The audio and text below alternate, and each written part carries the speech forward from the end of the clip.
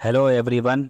हमारे chart expert की ये सीरीज़ चल रही है और टेक्निकल एनालिसिस में हम लोग धीरे धीरे आगे बढ़ रहे हैं। दोस्तों, आप लोग जब टेक्निकल एनालिसिस सीखने जाते हो तो आप जाहिर सी बात है कि बहुत सारे लोग और दूसरों की वीडियो देखोगे, किताब पढ़ोगे, तो वहाँ पर आपको एक चीज़ दिखाई देती है जिसको बोलते हैं चार्ट पैटर्न। ठीक है, चार्ट पैटर्न क्या होता है?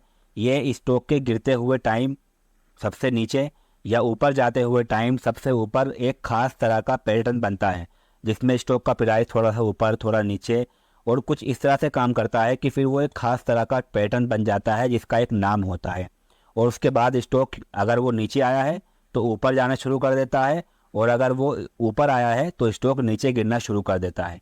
चार्ट पैटर्न का एग्जांपल आप लोग यहाँ पर देख लीजिए। ये जैसे है डबल टॉप चार्ट पैटर्न। जब स्टॉक ऊपर चलता है तो सबसे ऊपर बनता है और उसके बाद स्टॉक नीचे गिर गया। ऐसे ही ये एक चार्ट पैटर्न है जिसको बोलते हैं फ्लैग पैटर्न। जब आता है तो स्टॉक ऊपर जाना शुरू कर देता है। तो ऐसे एक चार्ट पैटर्न नहीं है बल्कि बहुत सारे चार्ट पैटर्न हैं। तो दोस्तों, मैं आपका काम आसान करना चाहता हूँ। देखो, सीखने के लिए टेक्निकल एनालिसिस के अंदर एक दो तीन चीज़ें नहीं है बल्कि लाखों चीज़ें हैं। मैंने हज़ारों का नाम नहीं लिया, मैं बोल रहा हूँ लाखों चीज़ें हैं। ठीक है, हर किसी को सीखने जाओगे तो ज़िंदगी आपकी सीखने में ख़त्म हो जाएगी, और जो मेन चीज़ है ना, स्टॉक का प्राइस, वो आप जो है मिस कर जाओगे, जो कि एक्चुअल में सबसे आसान भी है और सबसे मेन भी है, और उसी से सबसे ज़्यादा फ़ायदा होता है, उसको समझना मेन है।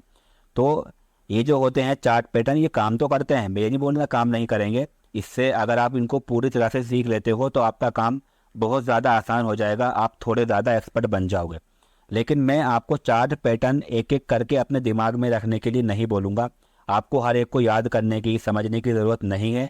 क्यों नहीं है? क्योंकि मैं आपका काम आसान करने वाला हूँ। जैसे कि यहाँ पर ऐसे चार्ट पैटर्न बन रहे हैं, देखो मैं आपके सामने लगा रहा हूँ। एक ये है, एक ये है, एक ये है, और ऐसे बहुत सारे हैं।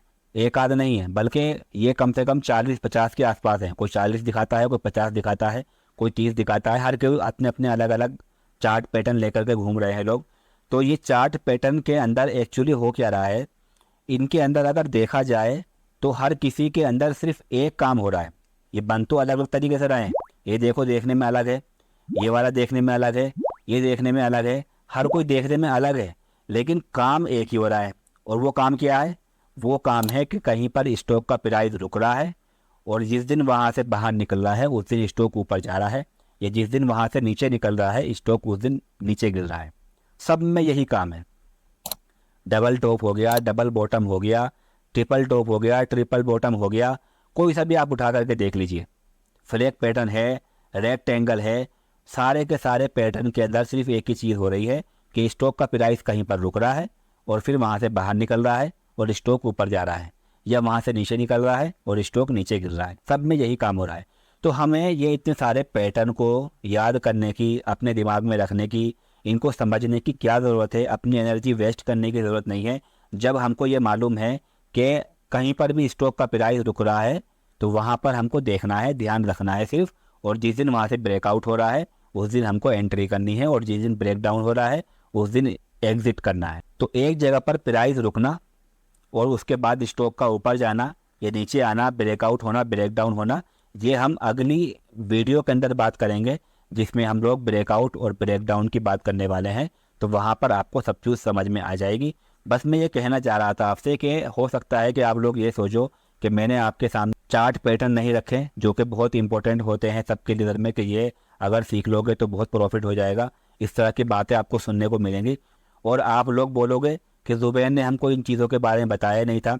तो मैं आपको बता देना चाहता हूँ सिर्फ कि ये सिर्फ कुछ नहीं है, ये बस वही चीज़ है कि स्टॉक का प्राइस एक जगह रुका हुआ है और फिर वहाँ से बाहर निकल जाता है और वहाँ फिर एक कन्फर्मेशन मिल जाती है।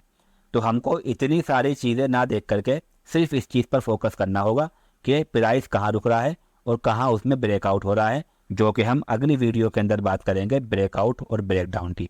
आई होप दोस्तों आपको समझ में आया होगा। चलते हैं अपनी अगली वीडियो में, और सब्सक्राइब करना नहीं भूलना। Thank you so much.